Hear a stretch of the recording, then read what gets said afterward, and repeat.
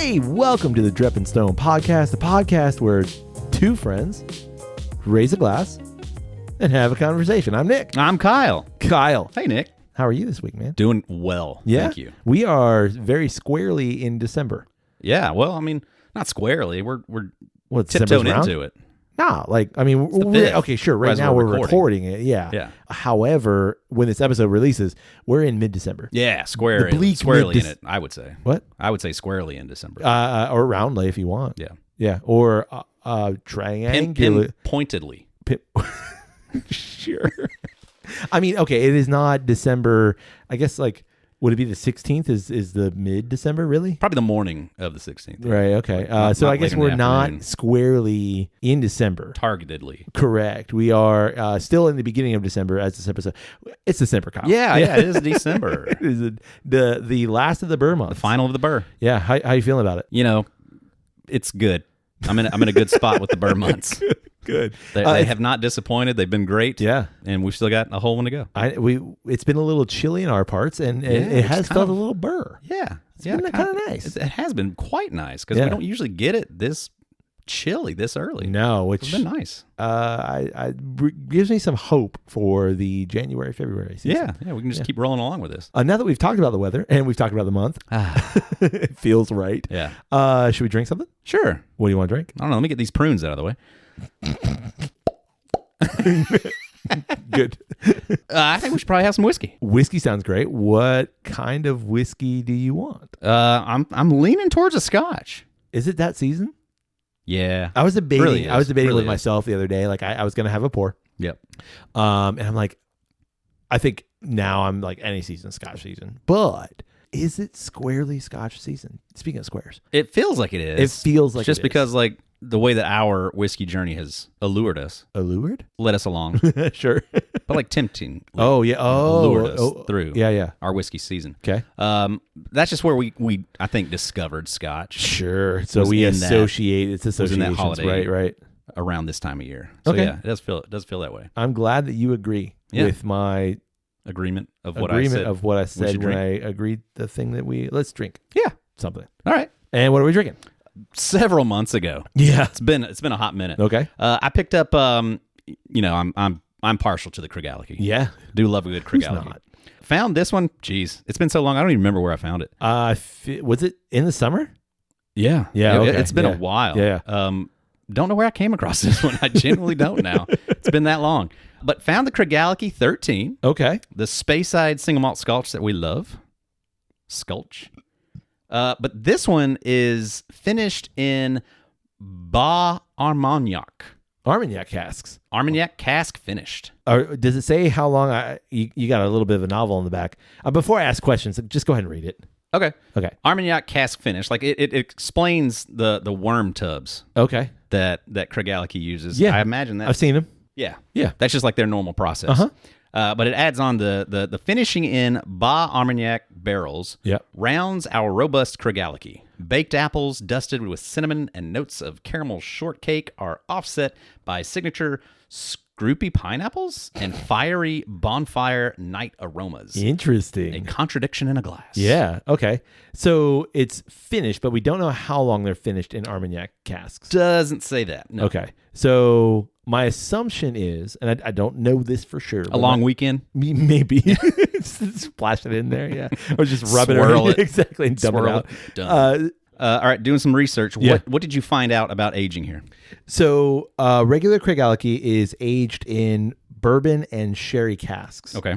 And Makes that's sense. 13 years. And then again, when you throw around the word blending, people get their blenders all in a blended. Right. Their feelings get blended. Correct. And so, but that's let's be honest, that's what they're doing. They are taking liquid and they're marrying that liquid together. Right. Which a synonym would be blending, but I digress. Right.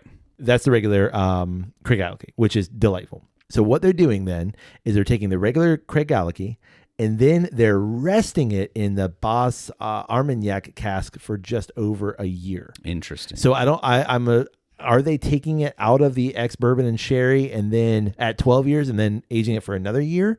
I don't know what that process is exactly. Right. Yeah. But no non-chill filtered, no caramel coloring added, and they're bottling it at 46. There you go. Which, is just interesting because, like you just said, we've got a little bit of Craigellachie 13, just their normal bottling. Yeah. And it is a few shades darker. It is. The regular is darker than the Armagnac. Yeah. I wonder if barrels. it's because is there more bourbon in the regular Craigellachie? Or because based on just color alone. Right. No science. Right. Just Right. color. My assumption is then they're taking the bourbon and sherry, the liquid out of the bourbon and sherry casks, and then putting it in the Armagnac cask, which is not giving it a whole lot of color. Right. So that extra year is probably adding a little bit more color. Maybe. Who knows? Is the regular Craigellachie 46 as well? Yes, it is. Oh, okay. Interesting. Yep. Yeah. Well, there you go. Yeah. So yeah, we can kind of throw these against each other, see what changes Let's do it. within the Armagnac, Yeah. the Boss The Armagnac. Old bottle first. Thum. While you're pouring up, I'm going to do a little bit of talking. So Armagnac is a kind of brandy. It's a French brandy. It comes from the Armagnac region. Excuse me. So you have Cognac, which is a brandy. It comes from the Cognac region. You have the Armagnac region, which is in Gascony. That's the region from which Armagnac obviously gets its name. There you go. New bottle pop. So because it is brandy, my assumption is we're going to get a lot of sweet notes from those Armagnac casks. And the big difference that I could find between Armagnac and Cognac is that Cognac tends to be those big name producers like Hennessy and Courvoisier, people like that, whereas Armagnac is a little smaller kind of bespoke producers. So that's why you don't hear that as often. For in sure. In that same realm. Right. Yeah. Okay. Now, assume that I was just pouring whiskey and I wasn't listening. Sure. Armagnac is what? It's a brandy. It's a brandy, just like Cognac is a brandy. Correct. Okay. Yeah. It's just two different regions. Right. Yeah. Okay. And I don't know what the big distinguishing notes are between Armagnac and Cognac because I'm not well versed in that. But Sure. I do know because they're a brandy, it is a distilled spirit from grapes. Right. So you're just going to get, or theoretically, because we haven't tasted it yet, you're going to get different grapey notes. Agreed. Yeah. Okay. Start with the 13? The regular 13. Sure. That's what I think is kind of fun about it is they're same age statements still. Yeah. So it should be more easily identifiable in terms of, or I guess just more understandable about where different flavors are coming from. Yeah, exactly. Not like an extra age or anything like that. And the proof's the same, so you're not getting any sort of weird things going on there. Right. Being the same age statement, you'll be able to really understand what's the cask doing. Yeah. So I wonder because, okay, you have to put the age of the youngest whiskey on the bottle. Sure. Is it possible that there is older whiskey in this 13-year Armagnac bottle and that then they're resting it after that, but because that's the youngest whiskey that's being then rested in the Armagnac cask, that it's still 13? You see what I mean? I understand what you're saying, but we can say definitively no. Why? Because it is a single malt scotch. Doesn't that mean it has to come from the same season? No. Just literally it's a single malt. It just has to be from the same grower? It's a single malt. That's all it has to be. Oh. It's a single malted grain. Oh. Okay. So there's just no mash bill. It's Correct. just Well, the mash bill would be 100% whatever malted barley. Yep. Oh. Boring. I thought that distinction was over there too. Nope. All right. Sorry. So then we definitively cannot say that. Which is why you get the weird releases of Lagavulin and individual casks of this scotch and that scotch. It's because those are in some ways rejects for the actual blend. So because they've got something funky on them. Right. So they got something weird and or this, we just can't figure out how to make that work in our, what becomes. It has too much influence when we put it in the batch. Right. So we have to do something with it. We have to create a special label and charge more for it. Got it. Correct. It's really smart. It's really smart. Anyway, shall we? We shall. Okay. You said regular Craigellachie first. Regular Craigellachie 13. Okay. First. Did I tell you that I went to the Craigellachie distillery? No, I don't think you did, actually. In all of your stories, I don't think I ever heard that you went to Craigellachie. Because it doesn't exist. Literally, it's a distillery. That's all that's there. All right, now I'm confused. Yeah. All right, so you went to the place where they distill it. I went into the parking lot. Right, and there's nothing to do. You can't get out. Nah, you can't go in. Nope. There's nobody to talk to, kind of a thing. There's no visitor center. Mm-mm. But it exists. Oh, yeah. I don't mean it doesn't exist. It exists. It just doesn't exist in a realm of just ain't nothing to do there. Right. Yeah. You went to the Craigellachie distillery. You just didn't go into their visitor center. because they don't have one. I got you. Not even a shop or anything where you could buy some? Mm-mm. That's wild. Kind of feel like either they know something or they're missing something. Both. Didn't even see that as an option. They know they're missing something. Are you ready to see a picture of the Craigellachie distillery? Yeah, hit me with it, man. I bet it's beautiful. That's it. Oh. All right. Anyway. Oop, cheers. Cheers. On the nose? Regular Craigellachie 13? Craigellachie. Ooh, buddy. There's a lot of sherry on that nose. Yep. Sherry. Yep. Sherry, and I think like definitively like, yeah, ex-bourbon. Oh, for sure. It's like I get sherry first, so like these jammy notes. Yep. And then bourbon. Now that we say bourbon, like that's all I'm getting now. Yeah. I'm in the opposite. Like I was nosing the bourbon first. Now I'm just getting the sherry. Very whiny. It complains. Yeah, a it's lot. a lot. Like it's a little much, Craigellachie. I know you're 13, but like time to grow up.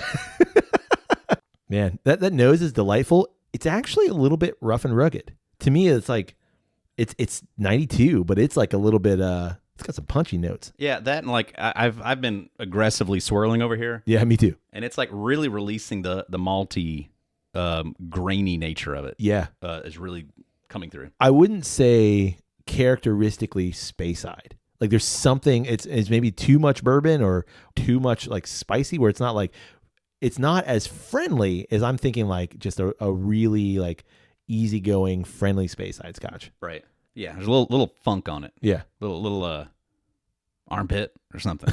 little musty. Yeah. I'm going in. Okay. No sniffing. Ooh. I forgot how much I love Craigellachie. Man. Yeah. Like I think the ex-bourbon cask is heavily featured. Oh, for sure. Very caramelly smooth.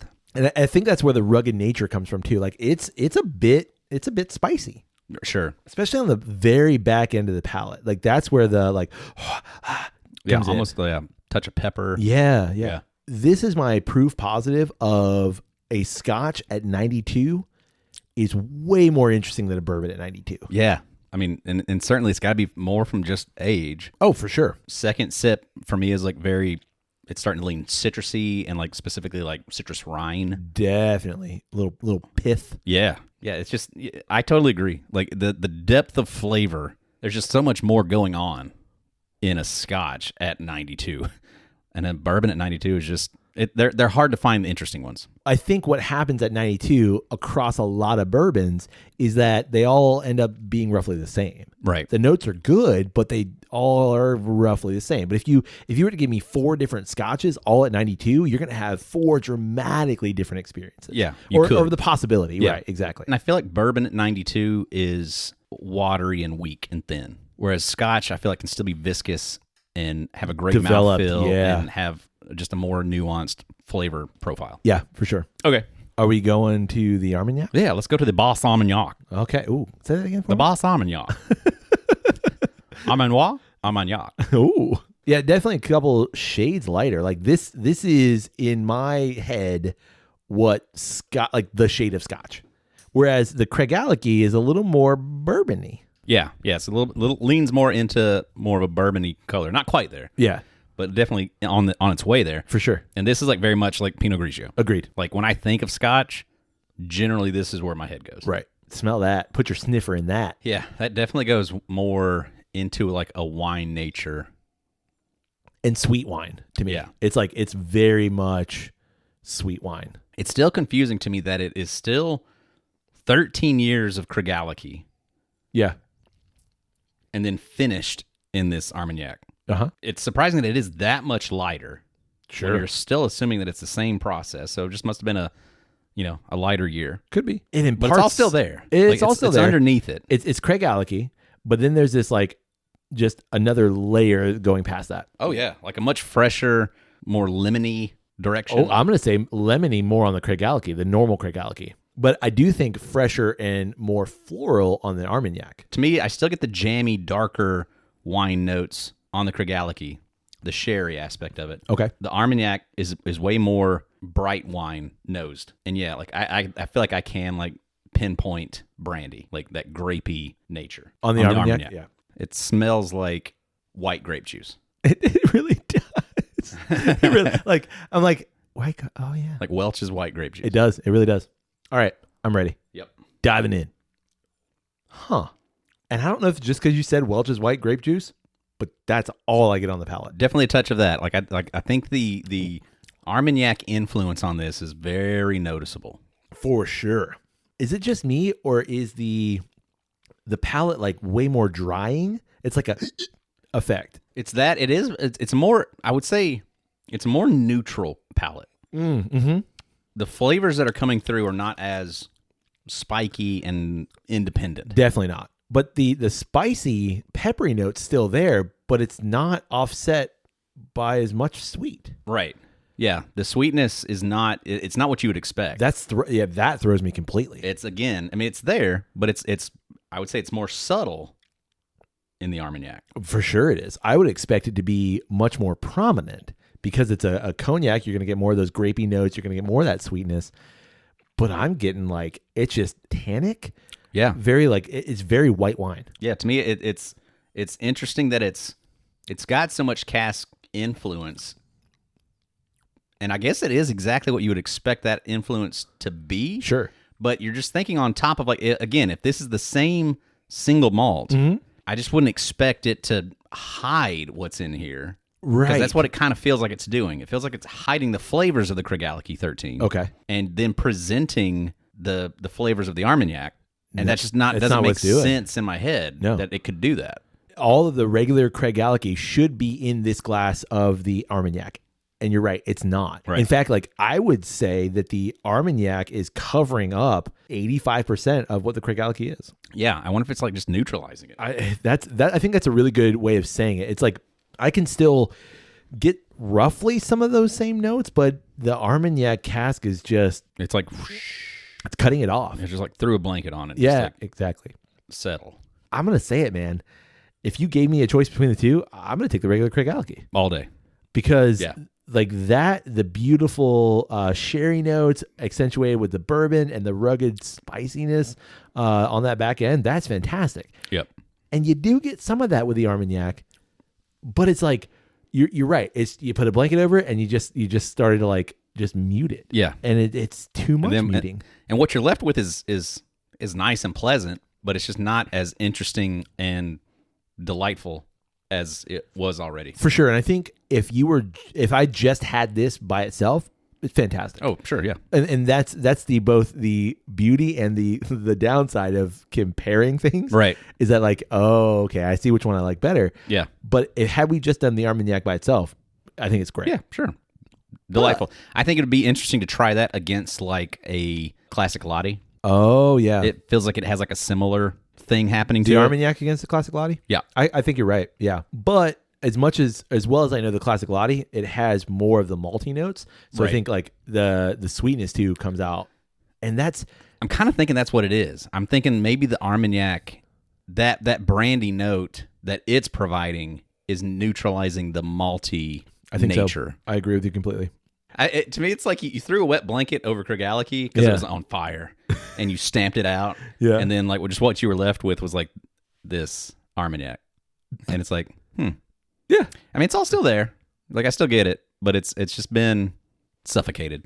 I'm gonna say regular Craigellachie. Oh yeah. I know that we just said it, but like I even like mulling it over and like I really want to like special bottlings because like it's here's the regular thing, here's something cool, but I think in this case.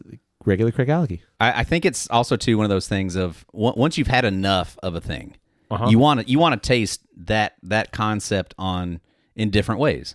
You know, it's like all the Bunnahavens you got. Exactly. Like Bunnahaven 12 is still probably like in the top 2 of every Bunnahaven we've ever had. No joke. You know, but it's still fun to try all the different things that they do and try. Absolutely. I think it's the same thing. Like, yeah, no, this is fantastic to try it and to see something different from a brand that you already like. Cool, it's fun. Yeah, do I like it better than your normal release? No, but still it's fun. And can I say that that's also where my thoughts on bourbon and scotch differ too.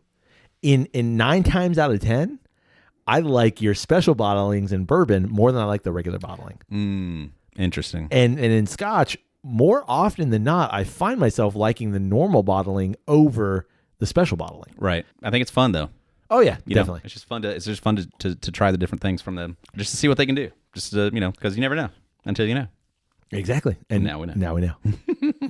All right, Kyle, now that we've had 2 fantastic pours by Craigellachie, what do you want to talk about this week? I heard a really interesting story the other day. Tell me. I was listening to some classical music, like I do from time to time. I'm not really sophisticated that way. Really into philosophy and classical music, personally. Smoking a pipe. 18th century literature. Love that shit. Hold on. Name me one 18th century author. Voltaire. Continue. Is that right? Did I get that right? Yeah. Is he 1700? Yeah. French author. Voltaire. Nailed it. George Washington. Thomas Jefferson. Go ahead. The piece they were about to play was the Carnival of the Animals. Is that it? No. Okay. This is it's composed by Camille Saint-Saëns. Oh, is that why you went French? Yes. Okay. That's why we did the Armagnac. Yeah. And Voltaire. And Voltaire. The story goes the way that the radio DJ. I was listening to NPR. I don't know if we can name drop like that. Sure. Friends of the podcast NPR. Well, they also sponsor the podcast. Right. And this you know was who sponsors NPR? Amazon. So we got Amazon money, Kyle. I know. Incredible. The way that the radio host, the way he was explaining it was that Saint-Saëns wrote this piece. Okay. One for chamber orchestra, meaning like a super teeny tiny little orchestra that you can fit into a chamber room, a tiny room. Oh, like So these just are like- normal size. Just like a minimal, the smallest accoutrement of musical artists that you could say is an orchestra. So one violinist, one cellist, one bass, one bassist, one trumpet, one trumpetist, one snare drum in bass. the back. Correct. I don't know, but anyway, small. You got a date for this? You know I do. Okay. Let me Wikipedia that shit real quick. Well, ironically enough, I'm on Wikipedia. It says I that can tell. it says that it was published in 1922, Oh, which okay. is the year after his death. Interesting. So, according to this story that I'm in the middle of telling, that's not when it was written. Because the way that again, tell me the story. Just get to the story. it was written for chamber orchestra. Gotcha. Small group, because he wrote it for a dinner party that he was having. He was having some friends over, and he wanted to write a piece of music for the party, As one does. for the event. Sure. And this was the piece that he wrote. So it needed to be for a small orchestra because I assume it was at his house. Yeah. And so it was just like he's got an orchestra in the corner, like we normally all do whenever we have parties. And they wrote this, or they performed this piece that he just wrote for the party. It was never meant to be played ever again. Here, we'll put in a little bit right here, just like the classic. This is the Carnival of the Animals. Okay. The The one bit that everybody knows. Yeah, which is the flamingo piece, I think. Nah, that was well, it was the flamingo piece in Fantasia 2000. Oh, okay. That's where it was popularized, but I don't think it's the flamingo piece. The flamingo section of the song is actually not what they used for the flamingo. Anyway, Yeah. here. This isn't it. This is an ad. Kind of jazzy. Not bad. I don't think it says Honda.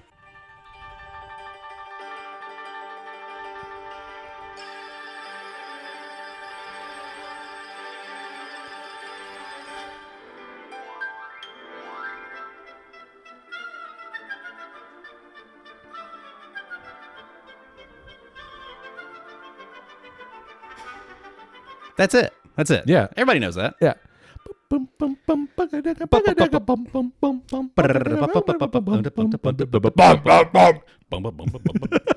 That. Yeah. So it was meant to be this like very light, airy, just kind of festive, fun thing that he was just playing for his friends. You know, I don't know if it was just like not something that he really put a lot of effort and like thought and like maybe contemplation into. And that's why he kind of wanted it to just be Like a one-off? a one-off Yeah. thing. But it was just like for a unique kind of experience. But I was like fascinated by that because now, obviously, this piece is now turned into this kind of everybody's heard it. Iconic, Yeah, this huge classical piece that everybody that's lived since then knows. Right. And that just kind of like blew my mind that it was just something that he just threw together, performed for his friends, and it was his friends were just like, nah, man, this is better than just this moment. Right. Like, let's let this be a thing. So like, I think about that as a couple of things. First of all, like, First of all, is that a true story? We don't know. have There's no no way to idea. fact check. Guy on the radio said it was, and I'm just living in that life of like, if you told me it was, and if you hear it on the radio, it has to be true. It's not the internet. I didn't read it on the internet. I heard it on the radio. Yeah, exactly. And to be fair, it was NPR. Right. Take that for what you will, but it was NPR. You know, we know. Correct. Don't come at us. Exactly. But I'm struck by a couple things. First of all, like, I don't know any of, what was his name? Saint Saëns. I don't know any of Saint Saëns' other music, or maybe I do and I just don't know that I know it. But like, I know that piece and I know the iconic nature of that piece. So I'm surprised in so much as like it was something that was throwaway. But I think about these almost like, I'm going to call it a spark of genius, or like I think a spark of genius works. Of like, I did this thing, I did it like for nobody else, and I wasn't trying to make it into something. Right. I wasn't composing the 12th symphony. I Right. wasn't painting for the Duke of blah, blah, blah. Yeah, Like, ironically, he was supposed to have been working on his third symphony, and he made that. and he made this as fun right. on the side. But I think even he, like, I'm doing like lap Research on the research fly. Yeah, sure. right quick, and like even he recognized that like this is just a bit of fun. Yeah. but it's there's something about it. It's really good. Well, like I'm struck. I come back to like "Creep" by Radiohead, Sure. and like that is a very recognizable song. Right. And they, from if I remember the story correctly, like they recorded it in like 1 or 2 takes, and like they really didn't like the take of the song that they did, but like it stuck, and now it's this iconic song kind of thing. And so I think that there's elements of genius. I said spark of genius, elements of genius, and elements of like, I wasn't trying to do this thing and I just did it. Like this is organically me. Yeah, it's almost like the artist on autopilot. Correct. It's like I'm meant to be working on this much larger, more stressful, more time-consuming, mind-consuming piece. Right. And then I took a minute to just like diddle around over here. Yep. And made this incredible thing. Yeah, exactly. Yeah. And I think about like, you know, the dishes that I've made for people, food dishes, right? Right. Not like, I'm not like out there, molding dishes. Yeah. I'm you making, could. I could. Yeah. I'm very skilled in the arts. Yeah. As you well know. Right. But like the food that I've made for people, some of the best food that I've made, I can't actually replicate. Now I know that like Schubert, what's his name? Saint Saëns. Right. At least Schubert's a composer. Sure. I know that he wrote this down, so like there's record of it. But I'm thinking like the best dishes that I've made, I can't recreate because it was like a spark. I'm gonna call it a spark of genius. I know. Or it was like this thing that I did, and like that was it. Whoa. Right. You make a new recipe and you don't follow the recipe exactly right, and it just turns out perfect. Right. And you're like, well, shit. Yeah. I can't make that again. Yeah. And I think that's just the nature of creativity in some way of like, look at how cool this thing was. It just so happened that his version of creativity is written down. Right. Well, that, and I think it's the perfect example too of the artist's struggles to become the artist. Mm-hmm. It's taken me all this time. It's taken me so many years to build up the skill to be able to write a whole symphony. Right. I've put so much work into that so that when I come over here to just play, all of that knowledge is already still in there. And so magic can happen in that little free time also. Right. There was like and the play is just as fun and maybe even more so. Right. Yeah. Or it can be absolutely just as rewarding. Right. There's like a really common saying in terms of like being an artist where somebody will ask you, well, oh man, that thing that you just made there, that's amazing. How long did it take you to make that? And the response is, well, it took me, let's say, 3 hours to make it. And 37 years. But it took me 37 years to learn how to be able to make that in 3 hours. Correct. And I think that's like the perfect example of that. Exactly. I think we've mentioned this before. I know we have, of like, it can be done quick, it can be done cheap, or it can be done well. Yeah. Choose two. Right. Because like you're not getting all three. Get all three. Right. And it's that same thing of like you're paying a mechanic or a builder or an artist. You're not paying them to make the piece. You're really paying them for the 37 years it took them to get to that piece. Right. You know what I mean? But it sounds like in that example, you did get all three. Yeah. It was free. Yeah. You didn't mean to do it. It was great. and he did it quickly while he was supposed to be doing other shit. That's what it sounds like. He messed up. He messed up. Yeah. Or he figured it out. One of the two. Yeah, somewhere in there, somewhere in the middle. Yeah, that's so interesting. Yeah.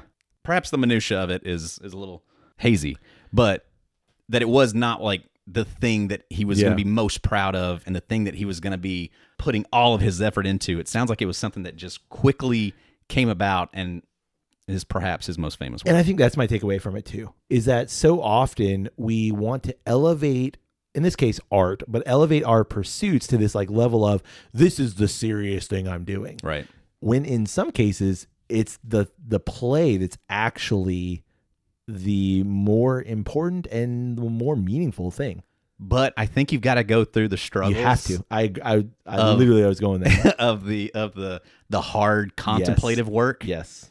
To be able to play so well. Yeah. On that note. You got anything else? No. We've got no further whiskey in our glass. Yeah, no. That was perfect timing. I have nothing else on Schlermendinger. Yeah. Me neither. Okay. Yours sounded dirty. Schlermendinger? Saint-Son. Camille Saint-Son.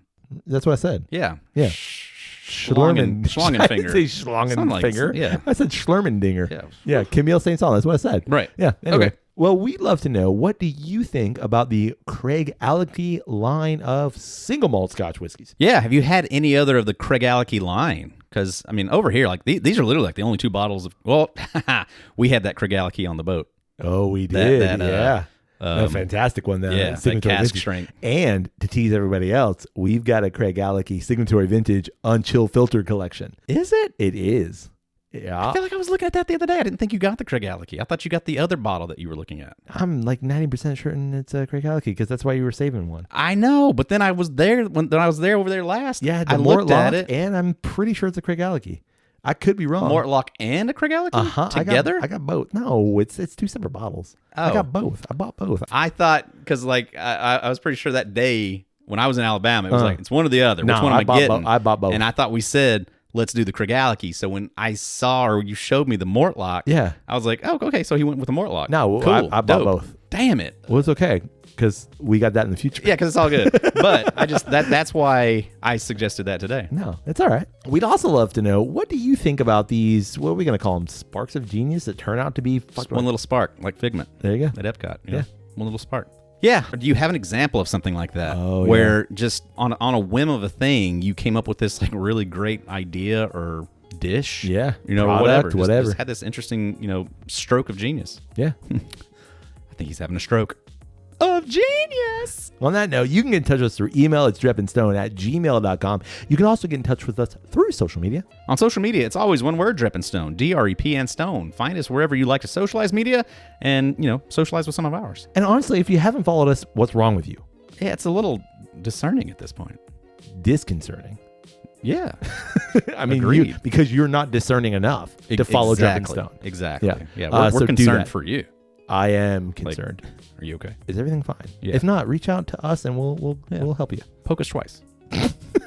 Sure. Is that still a thing? Can you still poke? I don't know. Probably not. Who knows? And if you'd like to support the podcast, we would greatly appreciate it. You can do so on Patreon. You can leave a review, and you can tell someone about the podcast. Super simple, easy stuff. And diddly doodly. And doodly diddly.